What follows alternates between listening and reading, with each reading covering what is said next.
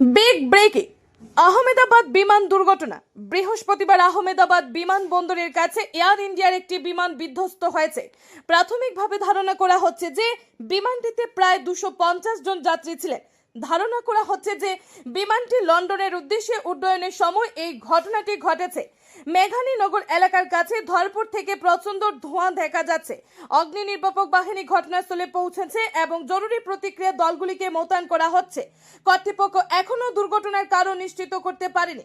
আবারও বলছি, এই মুহূর্তে সবথেকে বড় খবর আহমেদাবাদ বিমান দুর্ঘটনা। বৃহস্পতিবার আহমেদাবাদ বিমানবন্দরের কাছে এয়ার ইন্ডিয়ার একটি বিমান বিধ্বস্ত হয়েছে। প্রাথমিকভাবে ধারণা করা হচ্ছে যে বিমানটিতে প্রায় 250 জন যাত্রী ছিলেন। ধারণা করা হচ্ছে বিমানটিতে লন্ডনের উদ্দেশ্যে উড্ডয়নের সময় এই ঘটনাটি ঘটেছে।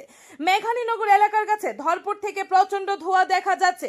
অগ্নি নির্বাপক বাহিনী ঘটনাস্থলে পৌঁছেছে এবং জরুরি প্রতিক্রিয়া দলগুলিকে মোতায়েন করা হচ্ছে। কর্তৃপক্ষ এখনো দুর্ঘটনার কারণ নিশ্চিত করতে পারেনি। लाल बंबानी लाइट आवे फुटेज